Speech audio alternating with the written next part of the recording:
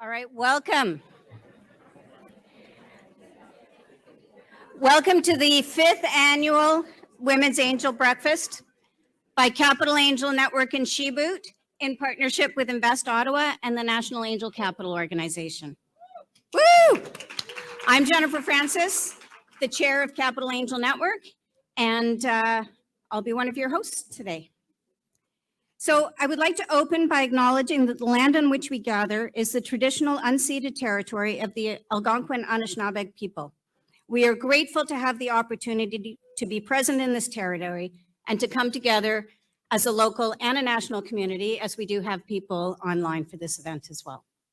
So thank you. And at this time, I would like to bring up my partners in crime and co-hosts, Julia Elvidge, who is the chair of SheBoot. I've got a mic. Oh, you've got a mic. Yeah. And Sonia Shorey, the interim CEO of Invest Ottawa. You need one of these? Here. Okay. And I would also like to thank our sponsors, NRC IRAP, Gowling, and AIO for making this event possible. The theme for IWD 2024 is Invest in Women to Accelerate Progress. And that is why we are all here, because we are here to discuss the major funding gap that women founders have and how we in the room can help address that gap. Wonderful. Thank you for being here today, everyone. The issues with funding for women, well, the biggest issue is you only get 2% of all the venture capital funding out there right now. Women sole founders, 2%. That number throughout 2023, and that number is down from 5 years ago. It's not going in the right direction.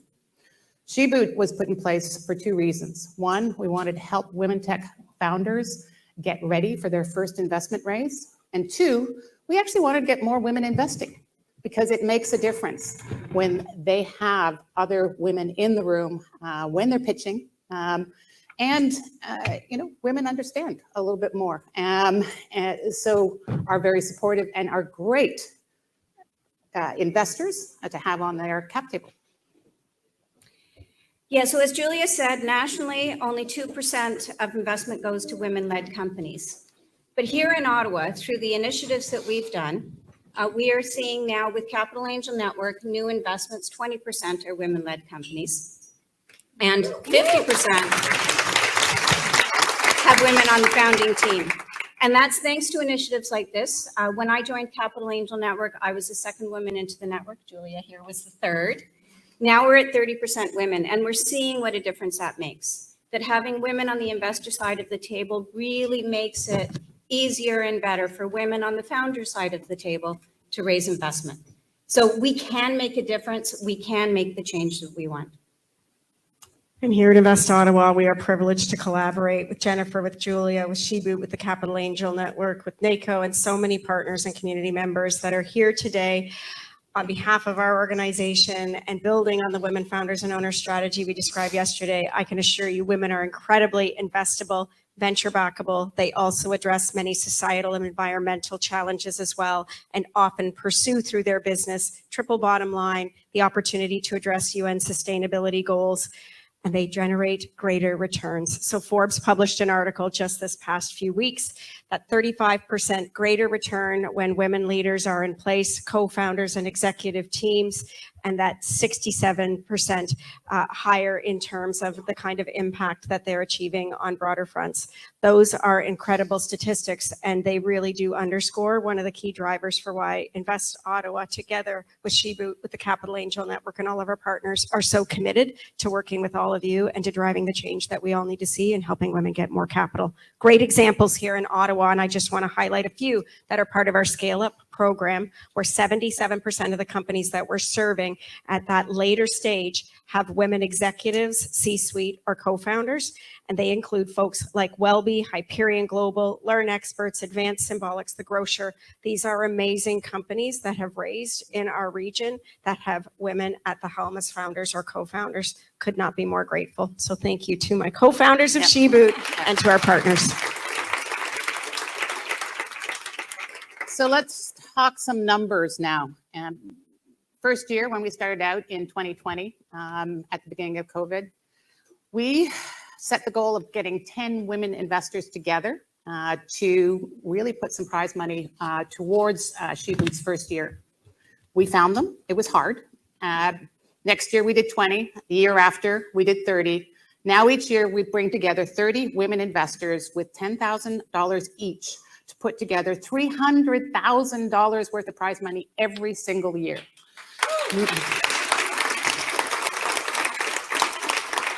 To date, we've put 51 graduates through the program, co-founders. They have received $1 million in funding directly from SheBoot investors, and they've gone on to raise more than 17 million. And I know that number is going to just go up really quick in the next little bit as we announce more. But 17 million in follow-on investment, that's what we need. That's what they need. We need more of that. So fantastic numbers. Our goal is to have our SheBoot graduates running $100 million companies and changing the way the tech industry is run. That's our goal. Be part of it.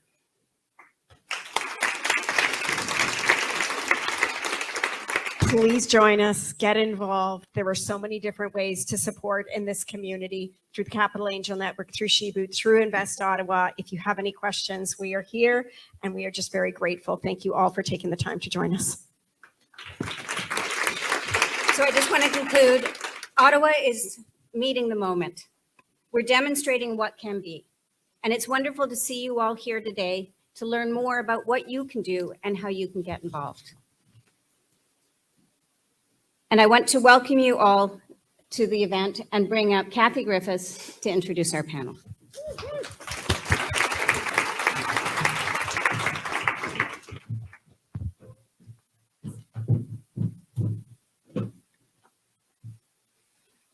Hi, everyone. Okay. Welcome. What a great agenda we have to look forward to this morning. I feel incredibly blessed to be a part of this inspiring group. I am an industrial technology advisor with the National Research Council's Industrial Research Assistance Program, also known as IRAP. I'm based in Ottawa, and I'm very fortunate to be the lead ITA for SheBoot. This upcoming panel is going to highlight why women investors invest and the importance of investing in women founders. So it's my pleasure to invite each panelist up individually. So first we have a SheBoot cohort number 4 winner, Payal Singh, co-founder of YoGPS, co-founder and CEO of YoGPS.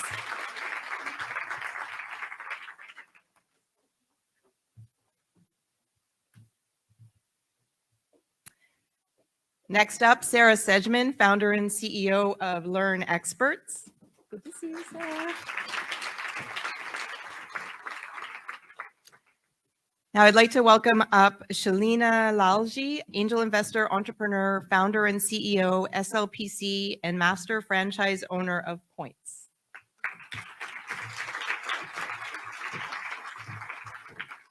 Et bienvenue à Sevrine Labelle, Managing Director of BDC's Thrive Lab. Merci d'être ici aujourd'hui, Sevrine. And last but certainly not least, a warm welcome to Seema Aurora, angel investor, founder, and CEO of Tag HR.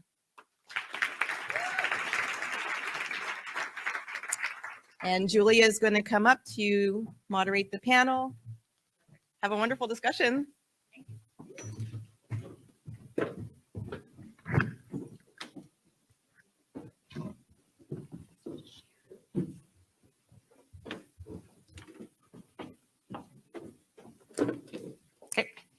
Perfect. A little scene change there. Welcome, everyone. I can see everyone. Perfect. Really happy to be here today with this group of entrepreneurs and investors. And we hope over the next 50 minutes to learn a little bit more about their journeys. But first of all, I realize we probably need to define angel investing a little bit because we've switched the order this year. So angel investing is early stage investing, and we're all going to be talking about early stage, even Sevrine from BDC Thrive Lab, and how we are working with that particular group. Early stage means they're early into their traction. They're not ready for venture capitalists yet, but they need funding to get through the next 18 months, maybe 24 months, and be ready for that VC investment, which typically is called the Series A. So, angels are critical to really getting that first lift for founders and making sure they can prove the traction that the VCs are going to want to see later on in life, in their business life. So typically, angel investing is check sizes of about 25K. That's the number that is most common. There are many different angel groups across the country, but our local one here is Capital Angel Network. And SheBoot's a little different in that we do check sizes of 10K.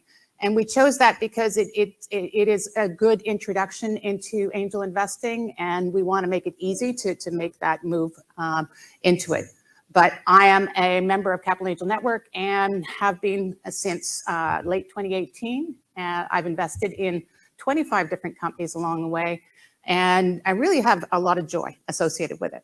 But today, I want to hear a little bit more from each of you about, and I'll start with the founders. So far end, Payal and Sarah, but Payal first, about, tell me about your experience, your company, first of all, and, how you got it started and what made you get it started in the first place. Sure. Thank you, Julia. So good morning, everyone. As you know, my name is Payal Singh. I'm the co-founder and CEO of YoGPS Inc. We provide fleet tracking solution for small business to help them have visibility into their fleet, improve productivity, fuel costs, etc. So just a little bit about me. I have over 18 years experience in technology industry. I have 2 masters, one in information technology, one in business administration. So this is the industry I belong to. I've done product development, I've led teams at TELUS, and I saw this huge underserved market for small business. There were products for complex, products for large enterprises, there were products for consumer, none for small business. And that's how YoGPS came to be. So we leveraged our background and then launched this product. And in terms of the experience of raising, well, raising funds is never easy. So we're going to come back to that. Okay. Yeah. Let's not give away all the secrets right away. So Sarah, your company and how you decided to create that company in the first place. Awesome. Hi, everybody. I'm Sarah Sedgman, founder and CEO of Learn Experts. And I spent 25 years in tech. I started as an instructional designer, course developer, and then over my career ran some of the largest learning organizations across the tech industry, the largest being $80 million training business. And I had a great career. I was an executive, and I thought that I lived a problem around the training development space. So the design and development of content, it's very slow. It's manual. I hear it every day when I'm talking to clients across the industry. And I convinced a few people to leave the corporate world and join me to solve this problem because we didn't see any technology company solving it. So flash forward to today, we have a product called LEA, which is Learn Experts AI. And we speed up the time it takes to design and develop courses. And we move the needle from a tiny group of instructional designers who have the expertise to develop training manually to anyone who wants to develop great training. So the platform leads them through, applies the right learning framework. And of course, we knew exactly the pain points that needed to be solved because we were experts in the industry. So I did participate at Invest Ottawa in the pre-accelerator. There's a couple of people here who were like, can you believe that was 5 years ago? But flash forward to today, we have a number of large clients across the industry and are well on our way. So I know we have more to talk about. No, that's great. Thank you. Thank you. Shelina. Now, it's interesting because and it's not really interesting. I think it's common, but our investors are also founders as well, too. So, Shelina, tell us about your company that you founded as well, and just introduce yourself as an investor a little bit, please. Yeah. First of all, thank you so much for this opportunity. It's such a vital conversation, and to be able to contribute to it this morning is fantastic. So my experience as an investor, I have seen all sides of the coins as a founder, as a CEO.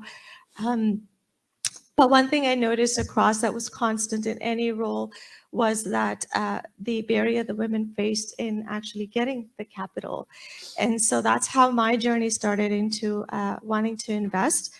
And I am a serial entrepreneur, so I am an investor. But specifically, I'm actually working towards large portfolio of my investment going toward actually women-led or women startup companies. Excellent. Oh, that's so good to hear. Okay.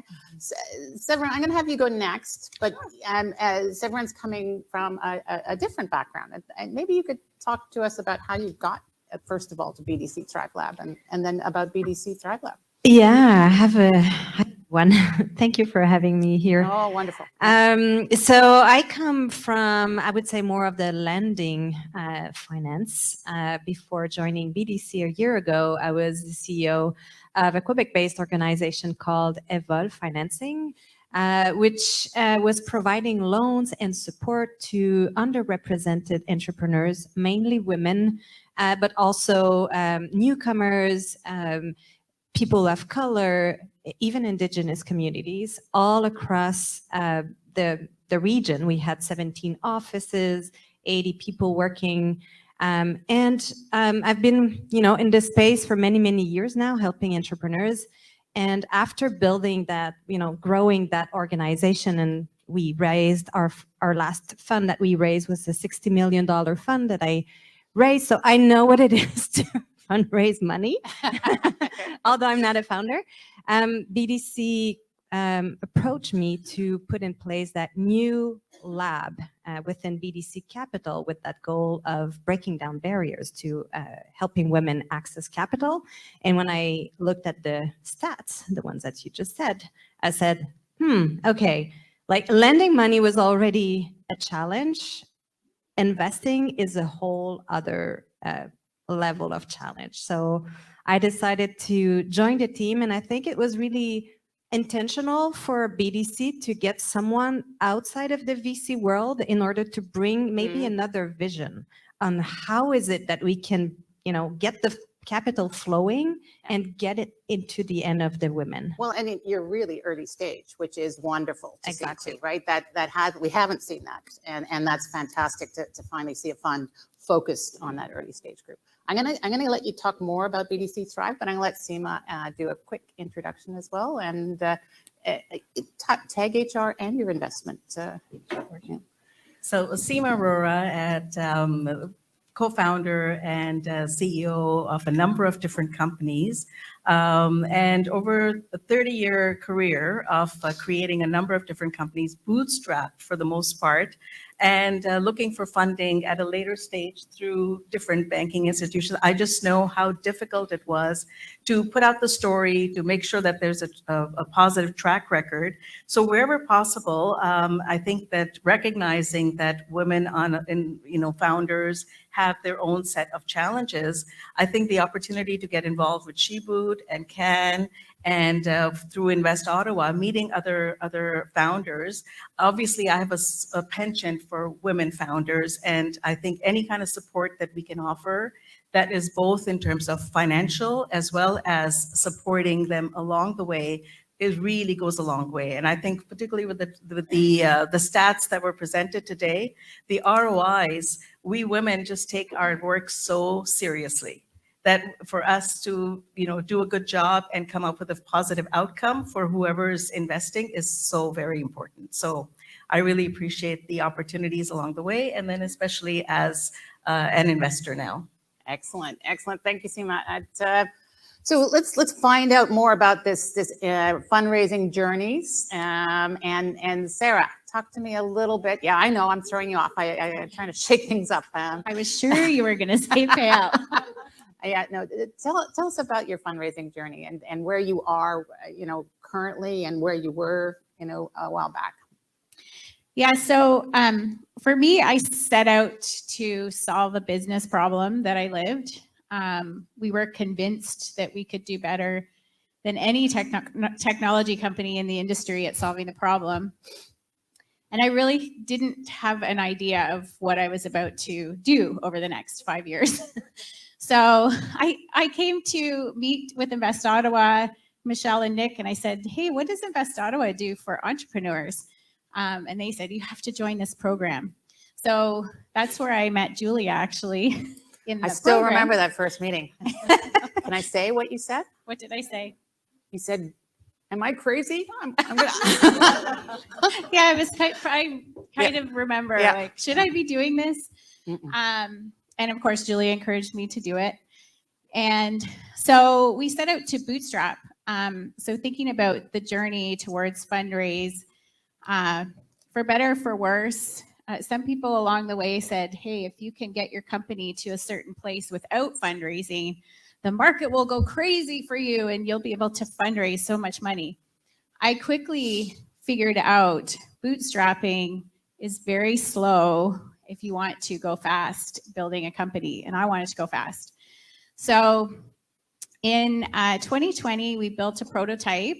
Some people ask me today if the product's different than what we originally prototyped, and I say it's exactly the same, except it's better because we have a bunch of customer input. But we built this prototype, and we actually had some companies say to us, if that works the way you're showing us, we would be an early adopter and we would actually pay for that. And we thought, oh my gosh, it's just this prototype. People are willing to pay.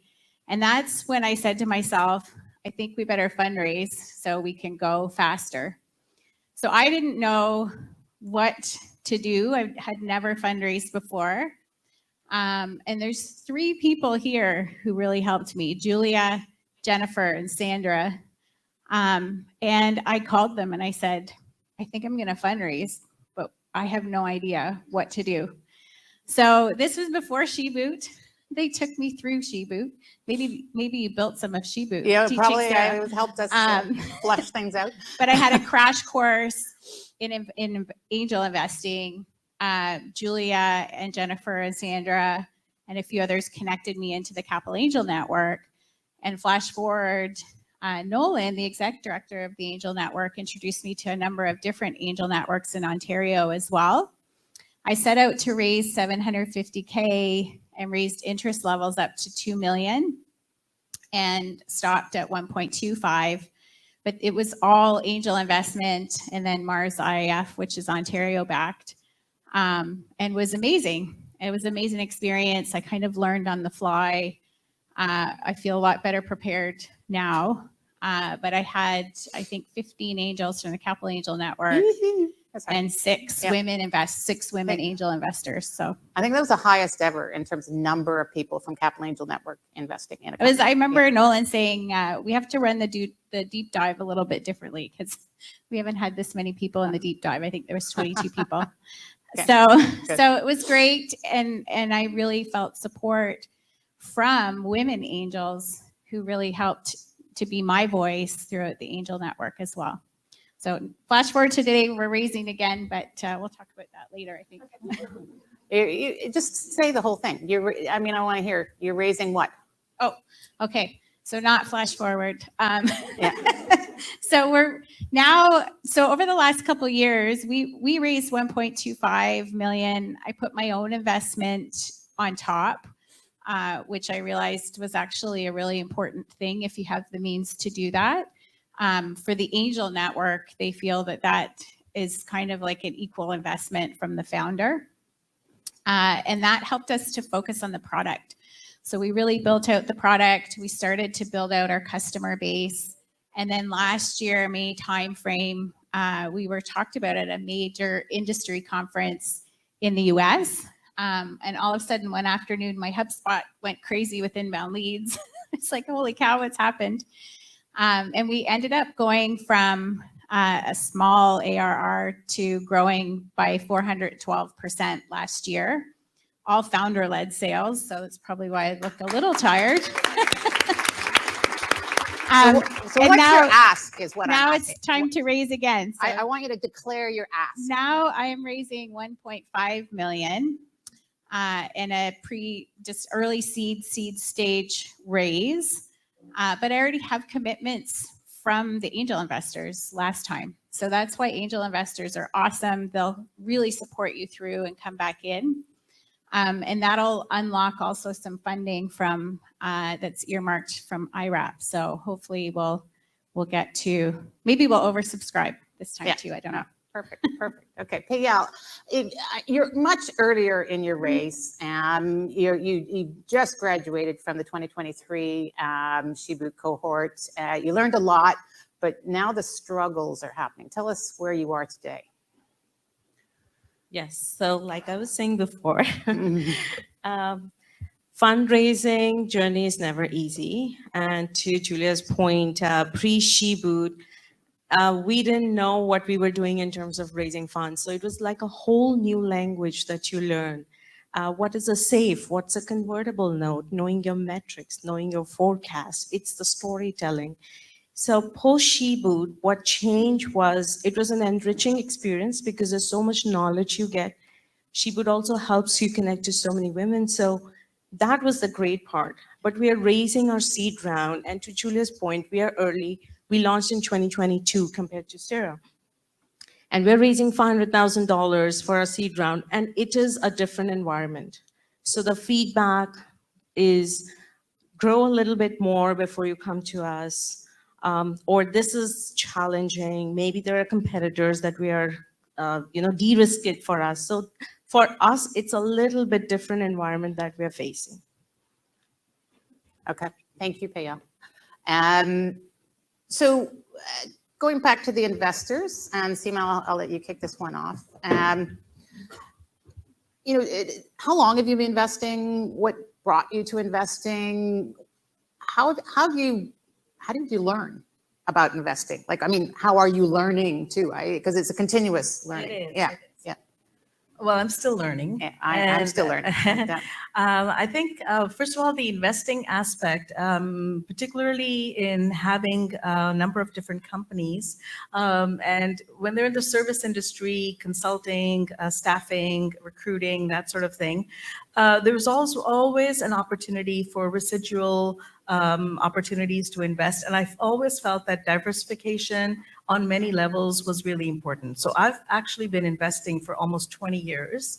And through a variety of different means, the option of whether it's a female founder or a male founder was not really that relevant. But obviously, being a very female-driven companies, in fact, all of our companies were not only female-driven, but we used to call them League of Nations, because it didn't matter what background you came from. It mattered the skills and the abilities that you had. So I think going in with that opportunity, and some things worked out, some things didn't. And I think each situation was a learning experience. And, now I feel like I know more than I did last year, but I still have a lot more to learn at this stage as well. So I think talking to a lot of people, and again, really looking at the founders per se are really somebody, I think if I see a little bit of myself in the founders, that goes a long way. It's that grit and determination and the scrappiness of, rolling up your sleeves, because you don't know what curveballs are going to be thrown at you, but you believe in the founder, you believe in them, A, being able to think on their feet, and B, asking for help. So also from that point of view, it's a matter of when I do get involved, I'll offer myself in terms of obviously the funding, but then the advisory aspect, a coaching aspect or more, or just get out of the way. Let them do their thing and have the patience to know and the trust to know that they're going to work out and, believe in the possibilities. So you don't get in deep with each investment you make. Some you let them go, others you might do a little bit more. Exactly. And that's why I think it's important to not look at everything applying to every situation. It's all on the individual, founder and the individual, whether it's a service or whether it's a product, what sort of development stage it's at, and what the potential is. And last but not least, I have to say, we are looking for a great ROI. So Yes. let's not lose Yes. sight of the fact that it's not charity, it's not philanthropy. It is a business, and we do want to look at where the ROI is going to happen. Yeah, thank you for saying that too. And by the way, all these terms, or most of them, are going to be in the next session with Jennifer and Lorraine talking about some of these terms. Anyways, maybe not all of them, but Shelina, sorry. Again, how are you educating yourself in investment? I know you've been doing it on and off for a while. And what is your approach? And what are you learning along the way that's critical to your success? So I was new to this arena, completely new, and I looked at taking some courses. I thought maybe I'll go to university, but as I was doing my research, I figured out I didn't have to go to university, but there was a formula for me. Okay. And my formula was basically junior Mike, JR, MIC. J was join everything you can potentially to build that network. So, angel networks, I joined the online forums. R was for read as much as you can, whether it was articles. I subscribed to some subscriptions that specifically covered those things. But I also subscribed to the sectors that I was interested in because, I could see some upcoming things in healthcare environment. And I was like, I don't know anything about health. So that was a thing. My third one was the M, which was mentor. So not only did I find a mentor in the area where our values aligned, but I actually found a mentor also in the areas where our values didn't align in investments. I wanted to know where they were coming from. And then the fourth one is, of course, invest. You can't just stand next to the pool forever. Okay. So I basically said, okay, I'm going to jump in. I'm going to see, if the water is cold. I'm going to check out how far I can swim. Do I like the deep end? And then the C is for continuity. I mean, I continue to learn every single day, and I'm hoping to learn here today. I've already sitting here. I've already learned. So, just continue to learn. And I think the other thing I've learned through this process is whatever your experience is, learn from that investment experience and use it in your next investment. And so that's my formula, basically. Well, and so do you need to be, come out of tech to be an investor in tech companies? What's your belief on that, Shelina? Do you have to be tech savvy? You don't have to be tech savvy to be investing in tech companies. So just to give you a bit of a background, my brother and I invest together, and he's a huge tech, CPO, CTO, you name it, master's degree in tech. And I have better investment in tech than he does. So you don't need to, again, it's the same thing. You need to make sure that you understand, the product or the service. You have to learn, of course, you have to do your due diligence. The only thing I say is if you're looking to start off in tech and you're feeling a little uneasy about it, try to find the industry that you're familiar with, right? If you're a lawyer, try to invest in tech that has something to do with legal. If you're, a doctor, try to find something that's in health. And so you have that comfort level, but please don't let anyone tell you that just because you don't have a tech background, that you cannot invest in tech companies. Excellent. Thank you for that message. Sevrine, I want to hear more about BDC Thrive Lab because it's still early, and I know you have a few successes to date, but I'd also like to hear about the investment thesis for BDC Thrive Lab. Yeah. So Thrive Lab, first of all, is a part of a wider project within BDC, a $500 million platform specifically designed to invest into women-led businesses. It has three components: a fund of fund, a VC fund, and then the lab. The lab was created really to try to find where are the gaps and how can we invest differently in new ways to better serve the needs of women entrepreneurs. Rapidly, when I arrived in this new position, I made a listening tour. So I met with many entrepreneurs, many investors, and other ecosystem organization across the country to realize that there was a huge gap in very early stages investment. And also that many women that we were meeting had a different kind of business model than, I would say, typical tech VC backable business, but super interesting, very promising, very growable, very investable. And so we decided to develop a thesis, an investment thesis that is close to what many women are building, which is impact-driven businesses. So businesses that were created in order to bring a solution to social issues, environmental issues, and use tech at different level to bring good in society.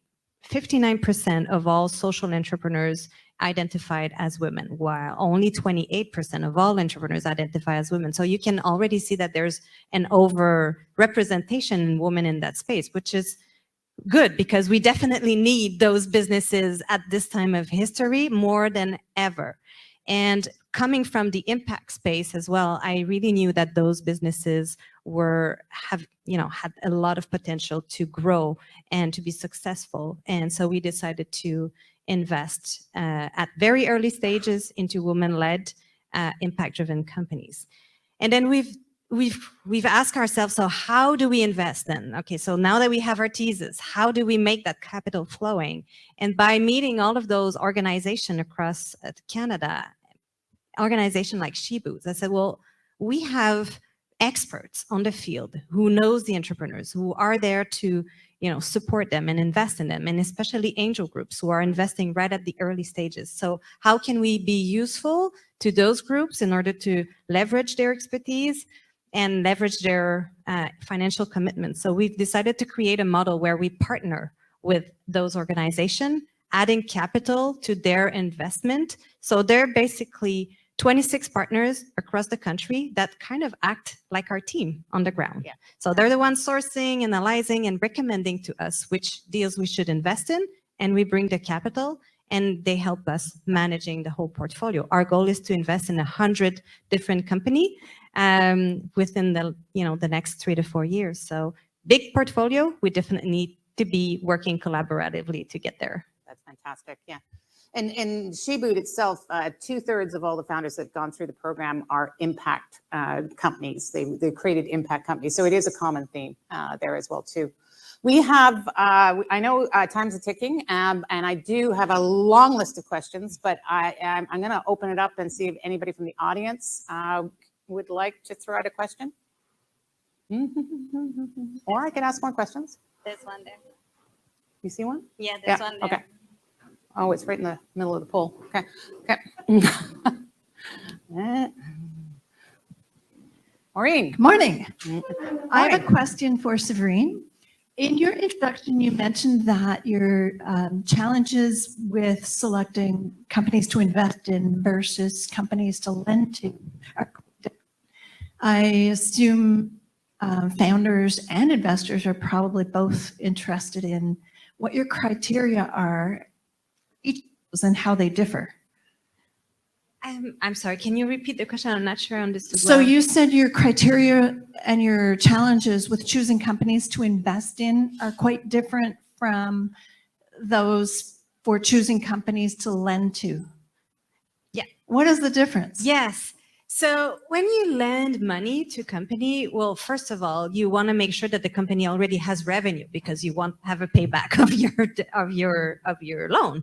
So you're going to look at the financials, you're going to look at the history and how the company is solid enough to be able to repay your loan, sometimes from 3 months to 1 year at the time that you're building and lending the money for the next 5 years, for example. So it's really looking at, deep dive in the financial, deep dive in the business model, and you want security. When you invest, of course, you look at the past, but you more look at the future. You look at the potential.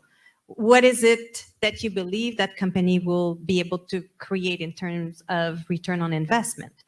With our lens, we're looking for two kind of return on investment. We're looking for the social impact, and we're looking at the money, the financial as well, because even though we're an impact fund, we do want to have a return on investment, and we believe that the best companies out there are the ones who are able to provide the double or triple bottom line.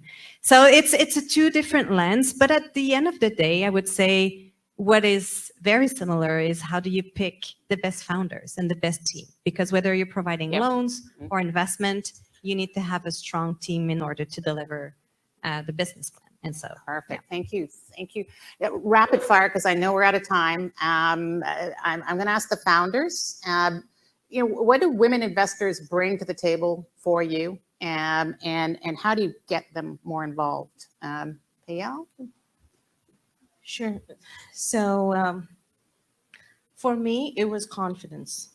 I think what the women investor brought for us, it was empathy and kindness. It's okay not to invest. We may not match your thesis, but to erode your spirit in that process is something that happens when you're fundraising, and that I have not witnessed with women. They're very kind with all people, so emotions play a good role. So that was my journey.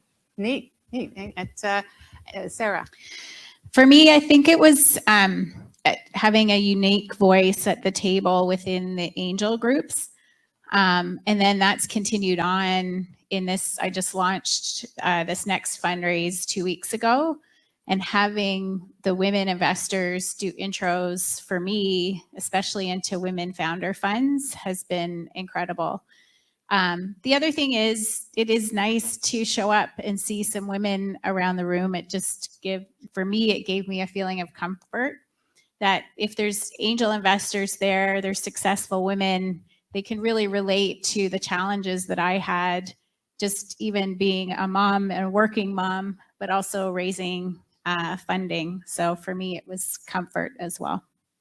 Excellent, thank you. And just to close, because I know they're jumping up and down over there, Shelina and Seema, why would you recommend angel investing to other women?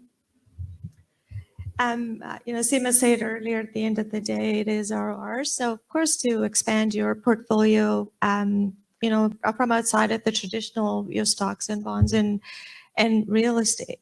But I will tell you, it's the personal and professional growth too. I mean, you learn so much from it. Your network is much larger, so it's not just the bottom line. And I've had so much fun doing it, So come join us and try. SheBoot was really a great way to introduce me to this arena. Okay, thank you. And Seema? Again, I think that the camaraderie, the support, and as Payal mentioned as well, the fact that we can offer a little positivity in that journey. And last but not least is the ROI, return on investment, because women just tend to take their commitments so seriously. They feel often that they have to show results. And also in a way, there was always an element of having to prove themselves even more. And lastly, I feel that especially as a woman founder myself, there's a lot of compatibility and points that we can actually relate to and be able to assist along the way. But again, it's definitely fun, as Shelina mentioned, and I think it's very invigorating. And at the end of the day, it's really not about male or female. We're really trying to encourage everybody to be able to get into assisting others. And really, at the end of the day, those angel investments lead into so much.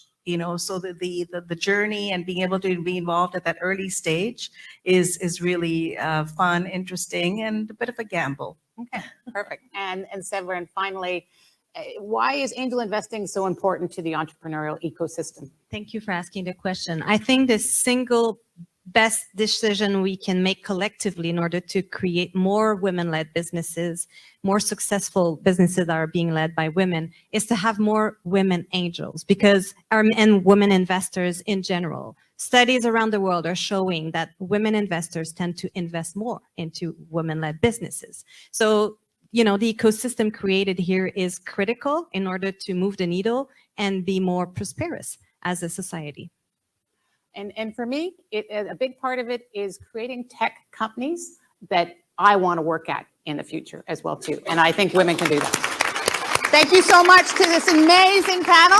I really appreciate their time and everything. So thank you. Thank you. So my name's Kate. I'm here to introduce the next panel. So in my day-to-day job, I get to support Ontario's angel groups. So I'm really looking forward to this next fireside chat. Yeah, just grab coffee, take a seat. So the steady rise in investments in women founders and women-led businesses, I think, could really be attributed to our angel groups here in the province and across Canada. They really help to intentionally break down barriers for women and women-led ventures. And Capital Angel Network, I mean, I can't pick a favorite child, but Suzanne and Can certainly, they certainly punch above their weight in this category. So next we're going to hear from, in a fireside chat, Angel Investing Demystified, from Jennifer Francis, Chair of Capital Angel Network and Board and Co-Founder of SheBoot. She will sit down with Lorraine Mastersmith, Firm Managing Partner at Gowling's and owner of Kin Vineyards, as they will candidly dive into trends and misconceptions of angel investing while exploring Lorraine's investment and founder journeys. So you just help me welcome them to the stage. Thank you.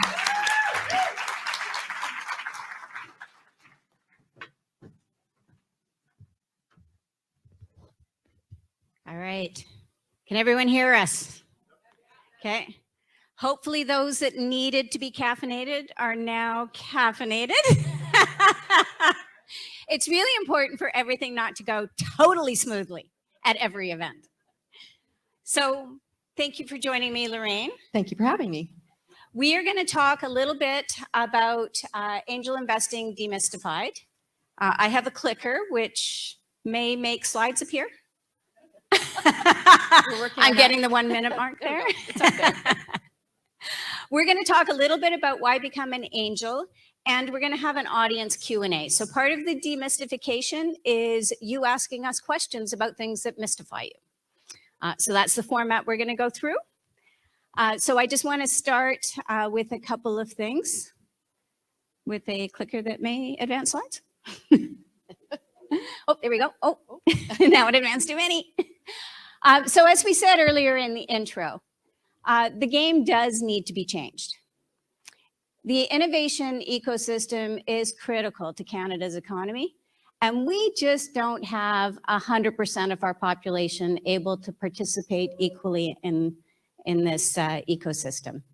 So as we said earlier, less than 2% of the VC investment goes to women-led companies, 20% to companies with women on the founding team.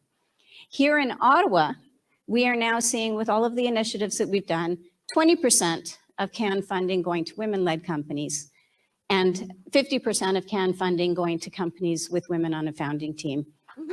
And I really credit that to getting a lot more women involved. Women like Lorraine, that's been how many years with? Oh gosh, we go way back, right? Yeah, we go way back, way back. So, and many of the women in this room that have gotten involved with initiatives that we've run here in Ottawa. So how are we doing that? Initiatives like SheBoot. You heard from a couple of the founders and investors in SheBoot earlier today. That's an investment-ready boot camp that Invest Ottawa and Capital Angel Network co-founded years ago that now runs as an independent not-for-profit nationally, helping women founders get investment. And that's one of the initiatives that's made a big difference, not just directly with SheBoot, and you heard the numbers from SheBoot, which have been absolutely amazing, but indirectly because it creates an environment that fosters more women getting involved. The Women Angel Breakfast, we started this 5 years ago, and we moved from 3 to 30% of the group being women angels, which fosters a more inclusive, open, and friendly environment for women founders, as you heard from the previous panel. CAN Labs, a more general for any founder, to get introduced to angels, get to know what the process looks like, that education for founders, and the Angel Investing Education Series that we run to give education to angels to help you get started. Yeah, so I just wanted to jump in. So Gowling's has been a sponsor of SheBoot. We do pro bono work for the organization. I was so pleased when Jennifer and Julia first came up with the idea and approached me, and I thought, wow, this is something that's so well aligned to all of our DEI initiatives at Gowlings, that I had no hesitation with supporting the organization, and I just love to be involved in it. And we provide pro bono legal services as well to the cohort in the SheBoot program, and do seminars and just help people learn the language and the issues and the risks and all of those things that go along with starting up your company and seeking financing. And so it's really wonderful. And I wanted to mention that, even at Gowling, so in the legal world, it's again a very male-dominated arena, but I'm super pleased to say that at Gowlings, we now have 4 of our 6-member executive team are women. We have, thank you. We have 3 of our 7 offices are led by women office managing partners, including our office here in Ottawa, which is the founding office of Gowlings, and the first time we've had a woman leading that office. And so it's just showing it does take time, but over time, the more women that are in these leadership roles, the more we can bring along the next generation into those roles, and that's what we're seeing happening. And so it's a different industry than the tech industry, but it still faces very many of the same challenges. So it just goes to show that change might be glacially slow, and then it's fast. That's right. So one of the questions is, can anybody be an angel? So what do you think? Could anybody be an angel? Well, I'm asking right. our lawyer.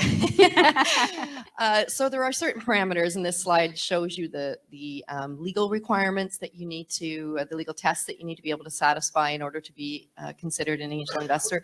And I think before we get into that, like, what is an angel investor? An angel investor is somebody who invests their own money in a company that they have no relationship with.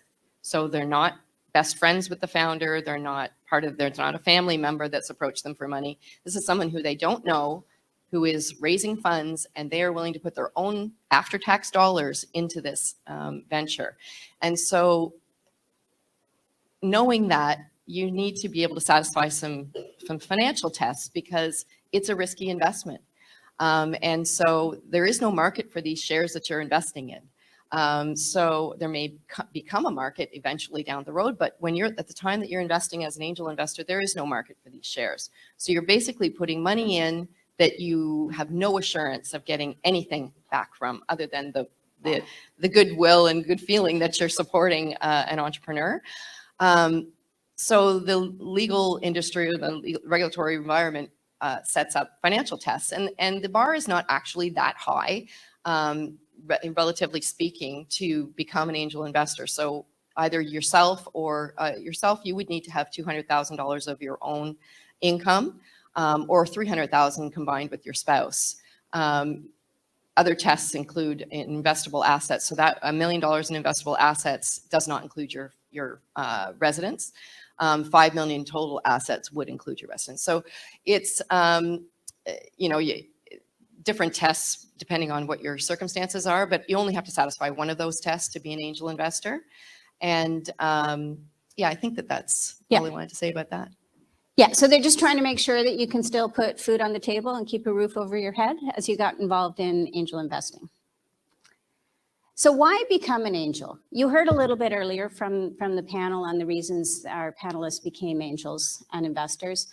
But it's really, it's a form of investment with impact. And there are different kinds of impact that you can think about. You heard Sevrine talk a little bit about impact companies that are doing social impact or other types of impact with their companies. It's also local impact. Investing in startups locally in your region, you're creating jobs and economic prosperity in your region. So there's a variety of different types of impact that you can think about with angel investing. And it lets you leverage your capital to support businesses and founders that you believe in while aiming for a financial return. And it can be super interesting and fun. And I think you heard fun from the previous panel. And I really love angel investing. I think it's totally, totally fun. Seeing so many different companies and being able to support so many different founders. One of my favorite things that I do is angel investing. Yeah, so it is fun, but it's also risky. I can tell you, I don't know if many of you were here yesterday listening to Michelle Romanoff's speech, but she was phenomenal. And what I loved about her presentation was talking about it being an iterative process, like becoming a billion-dollar organizations. It's a matter of iteration, but also becoming a successful investor. It's a matter of iteration. And that's why it's really important that when you're investing your money, you need to be able to kiss that money goodbye. You need to know going in that you may never see a return on that. But at the same time, it's an iterative process. So each investment you make, you learn a little bit more and you learn a little bit more. And you meet great people that have done this many, many times and can help you in your journey of investing. And it is great to have that community that is there to support you and help you understand the language and things that you don't understand. They'll be able to, you can leverage their expertise in technology or in different areas, depending on the company that you're looking at investing in. But, and it is a long-term investment. I still have investments that we made, I don't know how many years ago now that still haven't seen anything from, but the company is still going, it's still raising money, it's still on its trajectory. And so, you hope that that's going to turn into something. Others have completely failed, and that's okay. That's part of the game. I can't remember, maybe it was Seema said it's a little bit fun. It's a bit of a gamble and it is. So it's something you just have to keep in mind. Yeah, so which goes into isn't it risky? And Lorraine talked a little bit about this and also the previous panel on risk. And yes, it is risky. Not every startup succeeds. And if we could pick the ones that would succeed, we'd all be super wealthy. But it's really hard to do that.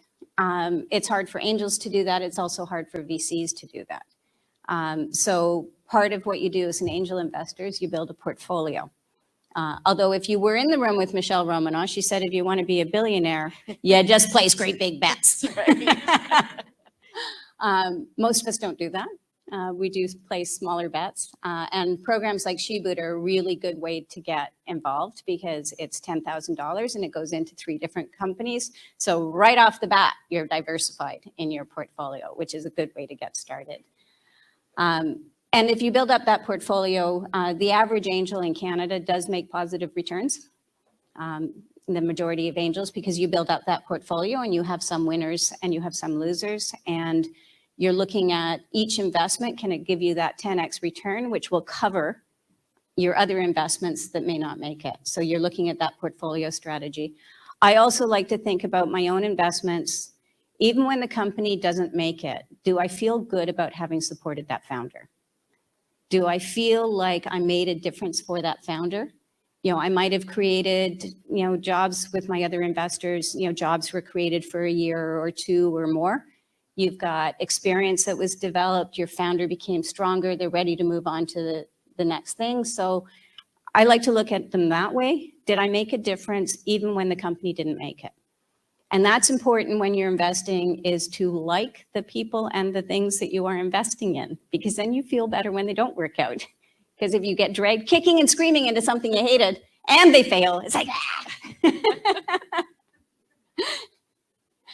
And another risk, and maybe Lorraine, you can talk a little bit about this. My family and friends are going to think I'm crazy. What do I tell them about why I'm throwing my money away on this startup thing versus, philanthropy, where everybody does understand what I'm doing with my money? Yeah, I think, you may get that feedback from your family, but if it's something that you believe in, or you believe, it's not necessarily the product or the idea maybe that isn't intriguing you, but you're investing in people. And so if you really believe in the founder and their vision and the management team, again, like, they may completely decide to flip and do something different with the money that you've invested in them. And maybe that idea is going to be the one that's successful, but you really need to be comfortable with that person and their vision, and that they are reliable and driven, and you have a comfort level that they are going to succeed. And it may take them several iterations to succeed, but you are there along that ride with them. And I think that's part of the fun part, is you really get to know the founder and understand what's driving them, And yeah, the one that you've invested in may not succeed, but they may pivot and do something else that will be, wildly successful, and you'll be along as part of that. So Great. The next question that I keep hearing, but this was already addressed, so we can skip over this one a little bit, is what if I'm not from tech? And we heard from Shelina, you don't have to be from tech. You do have to know, be interested in what they're building or interested in the founder, but you don't have to be from tech. And there's always people around who can help with the tech due diligence on, is this thing real? And there are always people who will help you with, is this thing real? So what I want to do now is I want to open it up to you and hear what questions you have about angel investing. Yeah, back here. Susan.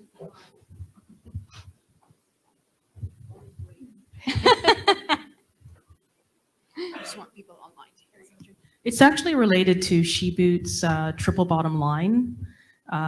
That's part of your thesis. I'm just wondering how dominant that is in decisions made at the angel level or even at the VC level for who gets funding and who doesn't. Like, how dominant is that triple bottom line? So it's not actually a requirement for SheBoot. People in profit, we do look for companies that will be successful. And we do look for women founders and women founders that we believe in. The planet side of the triple bottom line, many of the companies, I think Julia said 65%, two-thirds of the companies do have that impact. And it does factor in. And for some investors, it is a top criteria. Right? It is the reason they get involved in angel investing, is to fix climate change or fix women's health products or other gaps that we have in the world. Other investors, it's not as important. So, it really, it comes up. It is always part of the discussion. And the definition of what is impact will vary. So if you go around the room and talk to angel investors on what do you mean when you say impact investing, you will get different answers back because impact can be fairly personal to your own mission as to what impact you're looking to have. I don't really have anything to add to that. That was great. Back here.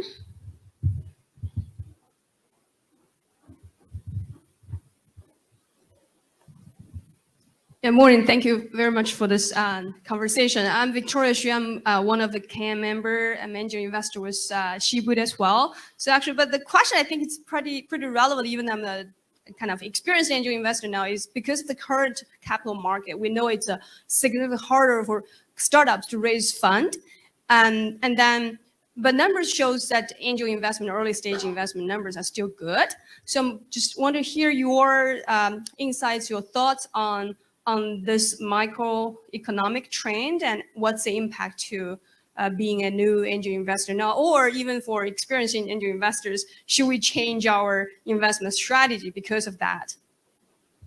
That's a great question. Well, I was going to say Jennifer probably has more to weigh in on this, but I think not every investment as an angel investment is looking at a IPO type of exit, right? And sometimes that's sort of few and far between. It's more likely an acquisition exit or something of that nature. So it's not, the capital markets aren't necessarily driving success in an angel investment. There will be ones that it will help with, but I would say probably more than not, it's a different type of exit for the investors or just subsequent investment rounds that don't, Series A and Series B rounds that the angels can see the return on their investment or maintain in involvement through those rounds. It really depends on the trajectory of the company and what its plans are for the future. Yeah. And in terms of the capital markets, if you follow these things, which some of you probably do and some of you probably don't, the VC market in Canada and the US is down. It was skyrocketing in 2021. Wow, did we ever have a lot of money flowing in 2021? And that was true in the angel ecosystem as well. The best year for Capital Angel Network ever in terms of investment was 2021. We're all stuck at home. There's nothing else to do. We're not on boats. We're not skiing. And, the public markets were way up, so everyone's flush with cash and bored. So we did a lot of investment. That was a really good year. We're now drifting back down to what is, pre-pandemic norms for investment, which feels terrible after a couple of years of money flowing pretty freely. In terms of how you might think about it differently from a portfolio perspective, if you invested in 2020 and then your company went out to get VC investment in 2021, they were probably wildly successful. And you didn't have to put in any more money and you could watch your company grow and succeed. Now, if you put money in a company, they may need another round before they're ready for the VCs. The bar has gone up a little bit. So there's something in the investment world called follow-on investment. Lorraine alluded to that in terms of putting money in subsequent rounds. So follow-on investment is you invest your first check into the company. And in many cases, I only do first checks into a company. So they go off, they get their next rounds. I hope they're successful.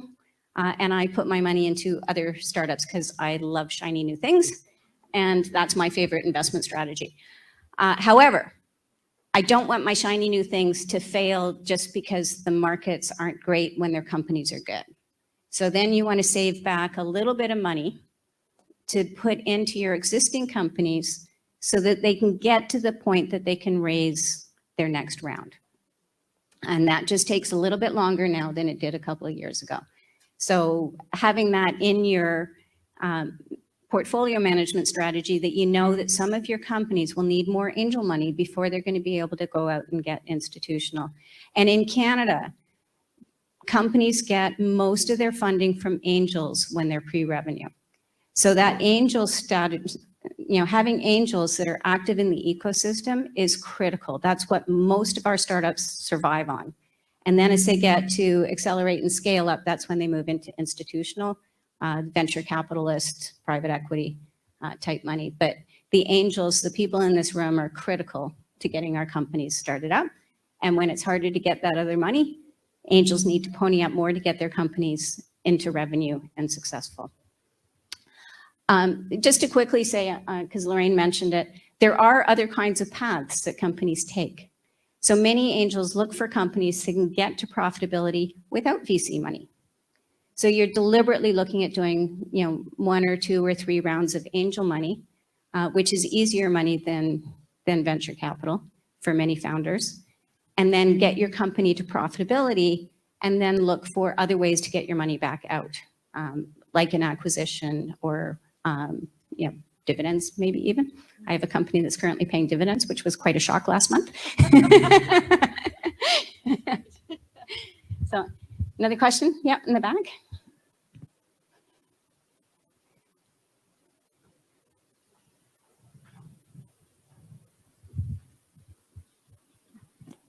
Thank you so much. My name is Sharika. For an aspiring angel investor, what are the top 3 things that they should keep in mind when starting off?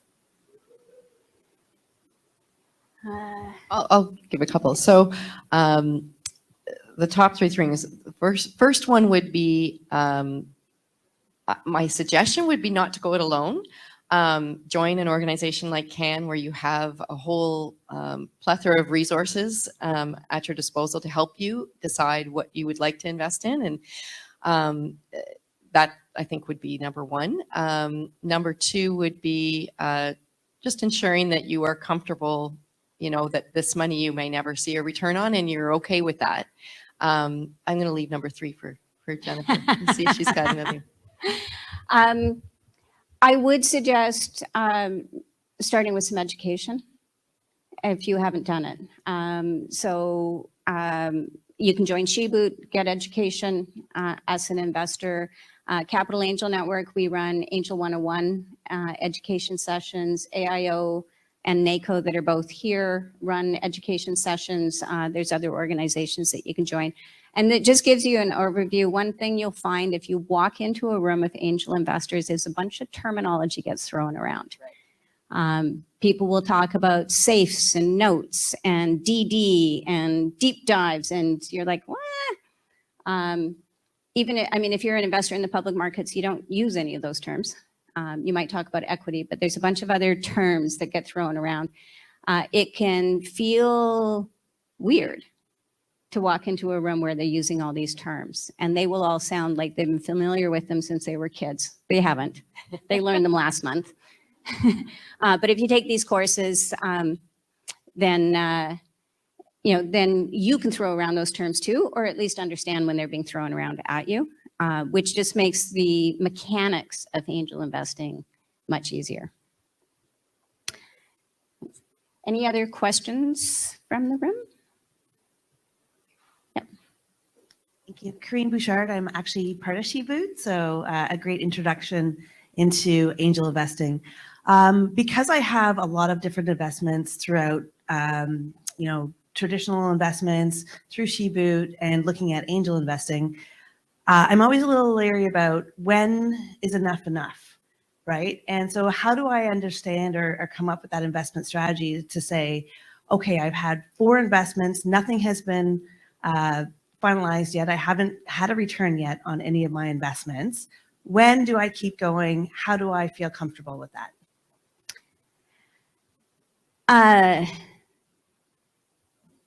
So I will start with one thing that really helps is deciding how much you're comfortable putting at risk. And put that aside. So let's say it's 5% of your investment portfolio you're willing to put into angel investing. I think Michelle Romano yesterday said she's got 20% of her portfolio in, but most people would say 20% is probably a bit high. Might depend on how big your portfolio is. Yeah, right. But let's say 5 to 10%, you put that aside. So when you've spent all of that, then you might want to wait and see how your investments do and what money comes back. Hopefully that becomes an evergreen. You get exits, they bring money back in that you can then put out into new companies and keep it going. But that's the basic is, decide the envelope that you're comfortable with. Yeah, that was going to be my suggestion as well. In my own experience, we did a number of angel investments, and then we did something crazy and bought the company. Became a founder of a vineyard. So that was, that was quite a pivot. But I can agree with Michelle on her point that it's much easier to be an investor than it is to be a founder. So, yeah. All right. I think we're just about out of time. We are out of time. All right. So I'm just going to put up one more slide very quickly, which is how do you get involved? So we've talked about this. Take an angel investing course. You can find them online. You can find them here in Ottawa. You can join SheBoot. You can attend a Capital Angel Network meeting. You can just get to know and support a woman founder. There's lots of them here at Invest Ottawa. If you've got things that you think you can add from a legal or financial or market or business or tech, you can just start getting involved with women founders and get to know the struggles and see how you can help them that way. You can become a SheBoot champion or investor and join us that way. So I want to thank you very much for your time and look forward to seeing more women investing in women. Thank you, Lorraine. Thank you.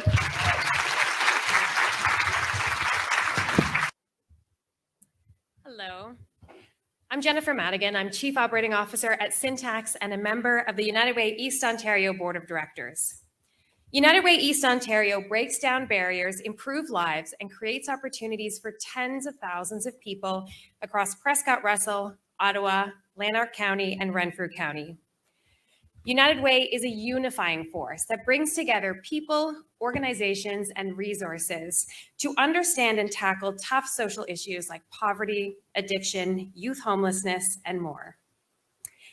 I'm honored to have been asked by United Way East Ontario to assist in presenting a Community Builder Award to a deserving and unsuspecting attendee here today.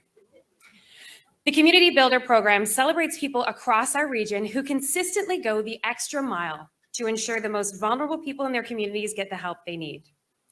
Throughout the year, members of the public nominate outstanding community members, and we get to surprise them at events like these. So with that, it's mine and United Way's absolute pleasure to announce that Jennifer Francis is getting a United Way East Ontario Community Builder Award. I'm going to talk about you for just a minute here.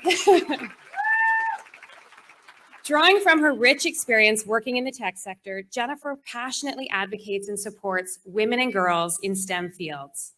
As co-founder of SheBoot, Jennifer builds initiatives that address gender disparities in the tech industry. As we've all heard, SheBoot is a nonprofit organization that prepares women founders to secure investments through specialized boot camps.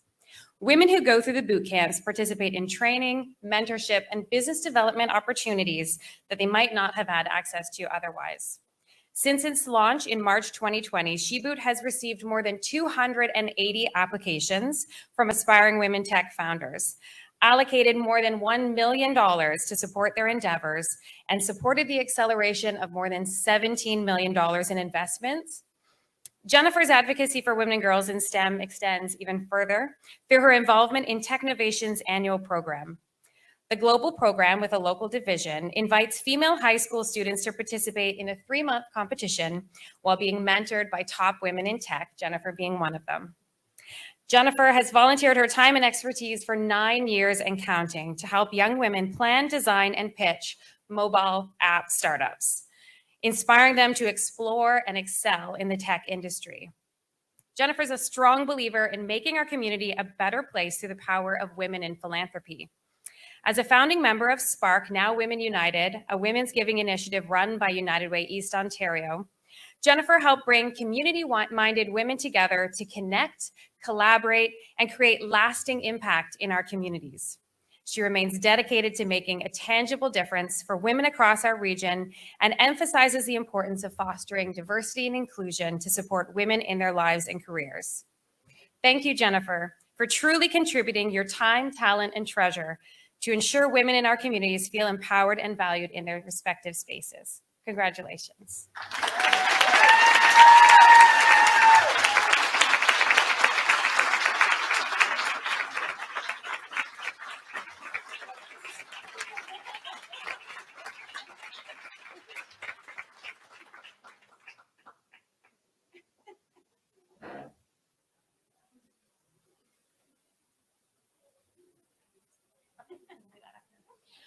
And I'm happy to say that your name will also be added to United Way's permanent display at Ottawa City Hall called the Community Builder Wall of Inspiration. Congratulations again.